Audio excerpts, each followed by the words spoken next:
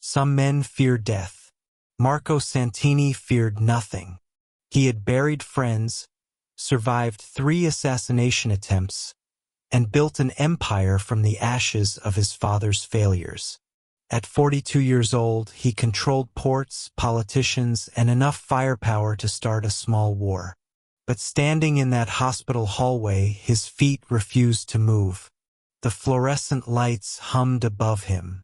Somewhere behind him, his 2 bodyguards waited near the elevator, confused by their boss's sudden stillness. The doctor who had just finished his routine checkup was probably already reviewing his results. Clean, healthy, nothing remarkable. Nothing remarkable, except for the woman sitting alone on a wooden bench 30 feet away. Elena. Her dark hair was longer now, falling past her shoulders in soft waves. She wore a simple cream-colored dress, and her eyes were focused on a medical file in her hands. She hadn't noticed him yet, but Marco noticed everything. He noticed the way her hand rested protectively on her stomach. He noticed the gentle curve beneath the fabric of her dress.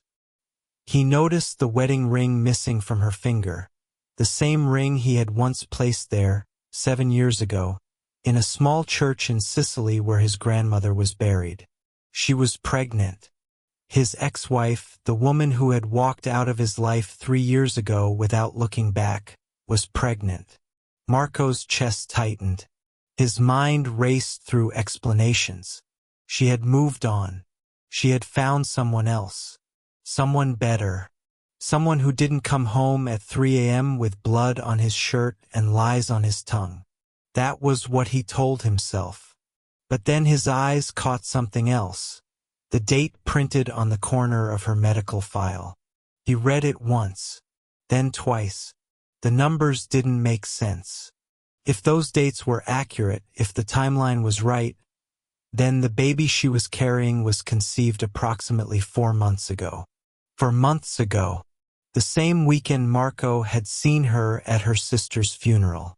The same night they had both been broken, grieving, and had found themselves alone in her childhood home, seeking comfort in the only way they ever knew how. One night, one terrible, beautiful mistake. And now this. Marco's bodyguard stepped forward. "Boss? Everything okay?" But Marco didn't answer, because at that exact moment, Elena looked up. Their eyes met, and the world stopped. The man he became.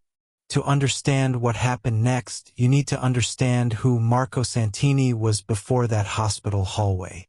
He was born in the back room of a butcher shop in Brooklyn, the 3rd son of a man who owed money to the wrong people. By the time Marco was 12, his father was dead, shot twice in the chest over a gambling debt. His mother followed 6 months later, her heart simply giving up. Marco and his brothers were taken in by their uncle Enzo, a mid-level enforcer in the Caruso family. Enzo taught Marco 3 things: how to fight, how to lie, and how to survive. By 18, Marco had killed his first man, a rival dealer who had threatened Enzo's territory. He remembered the weight of the gun. He remembered the sound. What he didn't remember was feeling anything. That was the beginning.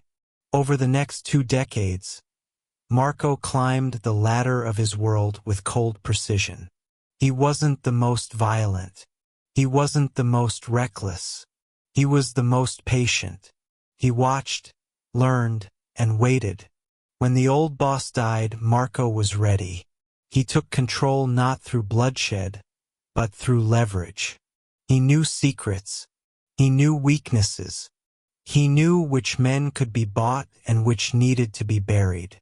By the time he was 35, Marco Santini was untouchable.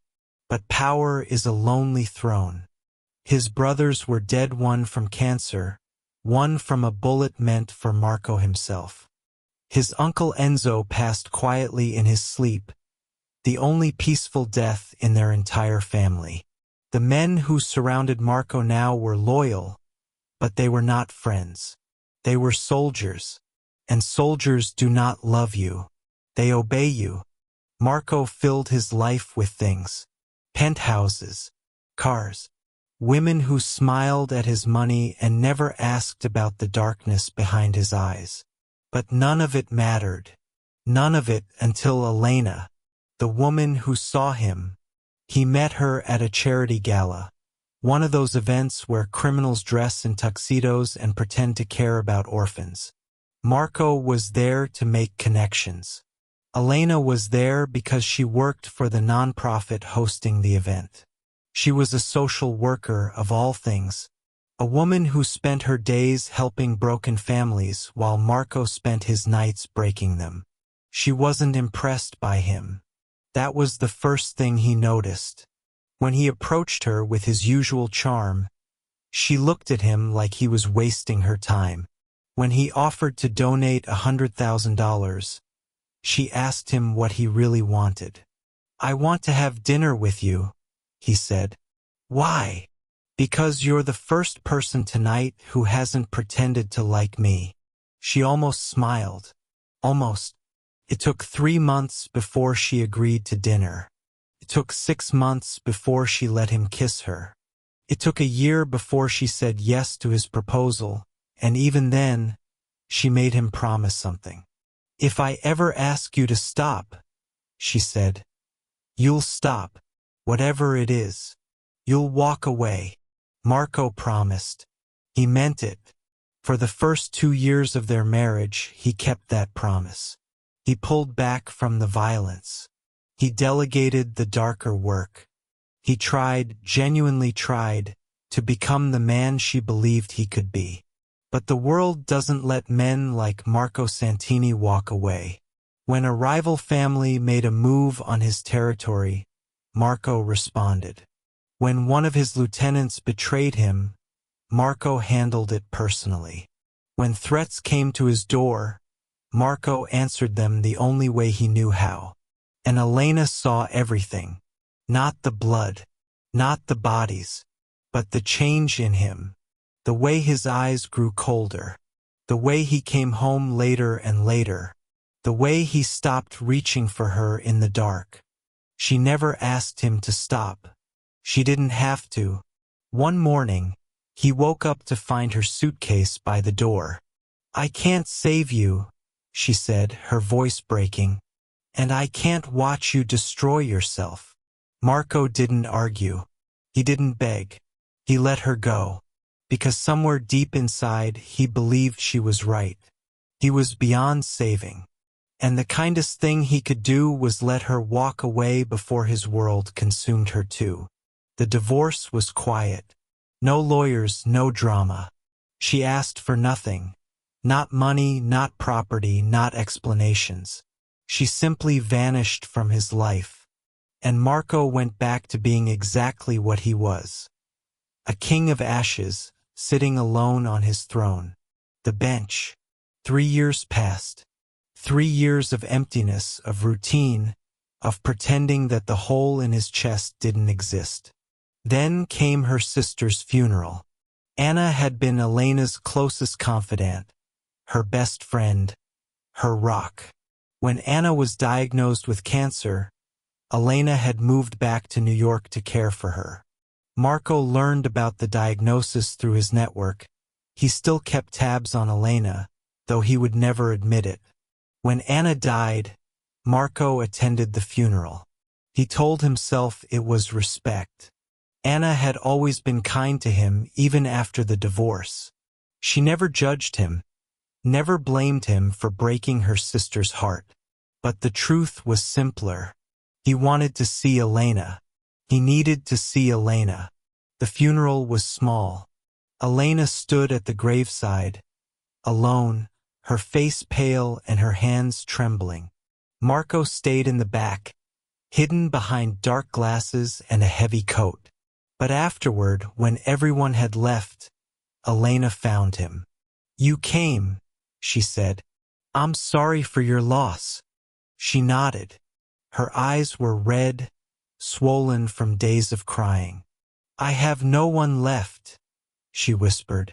My parents are gone. Anna's gone. I have no one. Marco didn't know what to say. He had never been good with words. So instead, he did the only thing he could. He held her, and she let him. That night, grief turned to need. Need turned to memory. Memory turned to something neither of them had intended. When Marco woke the next morning, Elena was gone. No note, no explanation. Just an empty bed and the faint scent of her perfume on the pillow. He didn't chase her.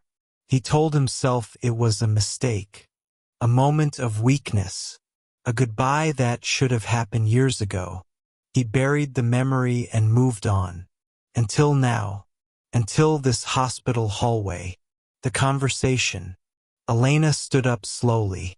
Her face was a mask of shock, fear, and something else. Something Marco couldn't name. Marco, she breathed. Elena. Silence. The world continued around them. Nurses walked past. A child laughed somewhere down the hall. But for Marco and Elena, there was only this moment. Why are you here? She asked. Routine checkup. He paused. Why are you here? She didn't answer. Her hand moved instinctively to her stomach. A protective gesture she probably wasn't even aware of. Marco took a step forward. Elena, that date on your file. Don't. Is it mine? Her lips trembled. Her eyes filled with tears. And in that silence, Marco had his answer. You weren't supposed to know, she whispered. I wasn't going to tell you. I wasn't going to ask you for anything. Why? Because I know who you are, Marco. I know the world you live in. She shook her head. A child doesn't belong in that world. And neither do I. Marco felt something crack inside him. Not anger. Not betrayal. Shame. You were going to raise my child alone, he said quietly. Without telling me. Yes. And you thought that was better. I thought it was safer. The word hit him like a bullet. Safer. She was right. A child of Marco Santini would be a target. A weakness. Something his enemies could use against him. Every rival, every grudge, every ghost from his past would become a threat to this innocent life. Elena wasn't hiding from him. She was protecting their child from him. And that truth was more devastating than any violence Marco had ever witnessed. The choice. Marco didn't sleep that night. He sat alone in his penthouse, staring out at the city lights, and he thought about his life. He thought about his father, dead at 32. He thought about his brothers, both gone before they reached 40. He thought about the men he had buried, the lives he had ruined, the blood that stained his hands. And then he thought about Elena. He thought about the way she used to laugh when he cooked dinner badly. The way she would read to him at night because he never had time for books. The way she believed in him, truly believed in him, even when he didn't deserve it. He had failed her. He had failed himself. But now there was something new, something pure, something that hadn't been touched by his darkness yet. A child. His child. And for the first time in his life, Marco Santini felt afraid. Not of death, not of enemies, not of loss. He was afraid of becoming his father. He was afraid of bringing his child into a world of violence, only to leave them orphaned and broken, just like he had been. But the alternative was worse. The alternative was walking away, letting Elena raise their child alone, never knowing who they were, never hearing them laugh, never holding them in his arms. Marco stood up. He made a phone call. The surrender. The meeting happened 2 days later. Marco gathered his most trusted lieutenants in the back room of his restaurant. The same place where deals were made, alliances were forged, and betrayals were punished. "I'm stepping down," he said. Silence. One of his men, Victor, leaned forward. "Boss, what are you talking about?" "I'm out. Effective immediately. Carmine will take over operations. I've already transferred the accounts." The room erupted in confusion. Questions flew. Protests were raised. Men who had followed Marco for decades stared at him like he had lost his mind. But Marco was calm. "This isn't a negotiation," he said. "This is a fact. I've made arrangements to ensure a smooth transition. Anyone who has a problem with Carmine can leave now, with my blessing and a generous severance. But make no mistake, I'm done." Victor stood up. "You built this. Everything we have, you built. Why would you walk away?" Marco looked at him for a long moment. "Because there's something I want more than power." He didn't explain further. He didn't have to. The return. 3 weeks later, Marco knocked on Elena's door. She opened it slowly, her expression guarded. She was showing more now, 5 months along, according to the file dates. She looked exhausted, but there was a strength in her eyes that he recognized. "What do you want, Marco?" "5 minutes," he said. "That's all I'm asking." She studied him. Whatever she saw must have been enough, because she stepped aside and let him in. Her apartment was small but warm. Books everywhere. Plants on the windowsill. A children's book already sitting on the coffee table. Something about a rabbit and the moon. Marco's heart clenched. "I made a decision," he said. "I'm out. The business, the organization, everything. I'm done." Elena stared at him. "You're lying." "I'm not." "Marco, you can't just walk away from that world. They won't let you." "I didn't ask for permission." He took a breath. "I made arrangements. I have enough leverage to ensure a clean exit. No one will come after me or you." Elena shook her head, tears forming in her eyes. "Why? Why would you do this?" "Because you were right," Marco said quietly. "About all of it. You told me that a child doesn't belong in my world. So I'm leaving that world. It's not that simple. Nothing ever is." He stepped closer. "But I'm trying, Elena. For the first time in my life, I'm actually trying. Not because I think I deserve a second chance. Not because I think I can undo what I've done. But because there's a child, our child, who deserves better than what I had." Elena covered her mouth with her hand, her shoulders shaking. "I don't expect you to forgive me," Marco continued. "I don't expect you to take me back. But I want to be in this child's life. I want to be someone they can look up to. I want to be the father I never had." He paused. "And if that means starting over, completely, from nothing, then that's what I'll do." Elena looked at him through her tears. "I don't know if I can trust you," she whispered. "Then don't," Marco said. "Not yet. Let me earn it. Let me prove it. Every single day, for the rest of my life." The beginning. The baby was born in early spring. A girl. 7 pounds, 4 ounces. Dark hair like her mother. Eyes like her father. They named her Anna, after Elena's sister. Marco was there for the birth. He held Elena's hand through every contraction. He cried when he heard his daughter's first cry. He held her for the first time with hands that had done terrible things, and he promised her, silently, fiercely, that those hands would only protect her now. The first year was hard. Marco had to learn how to live without power, without control, without the adrenaline of his former life. There were nights when the old darkness called to him, when he wondered if he had made a mistake. But then he would hear Anna crying in the next room. He would pick her up, feel her tiny fingers wrap around his thumb, and the darkness would fade. Elena didn't take him back right away. They rebuilt slowly.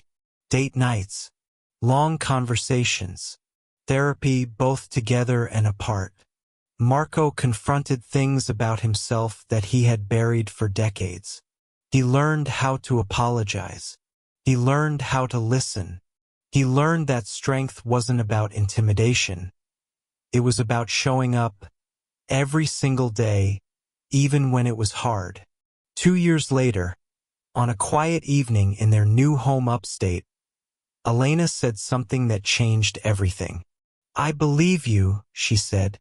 Marco looked at her. "Believe what?" "That you've changed." She smiled through tears. "I didn't think it was possible, but you've proven me wrong." He kissed her forehead. "I had good motivation." The routine checkup. 5 years later, Marco sat in a hospital waiting room, holding Anna's hand. She was 5 now, all energy and curiosity, with her mother's laugh and her father's stubbornness. "Daddy, why are we here?" "Routine checkup," Marco said. "What's a routine checkup?" "It's when the doctor makes sure you're healthy. It's nothing to worry about." Anna nodded seriously. "Are you healthy, Daddy?" Marco looked at his daughter. He thought about the man he used to be, the empire he had built and abandoned, the blood, the violence, the emptiness. And then he thought about now, about Elena, who was at home preparing dinner, about the small house they had bought together, about the life they had built, not with power or money, but with patience and love. "Yeah," he said, smiling. "I'm healthy." Anna grinned. "Good. Because Mommy says we're getting a puppy if you're healthy." Marco laughed. A real laugh.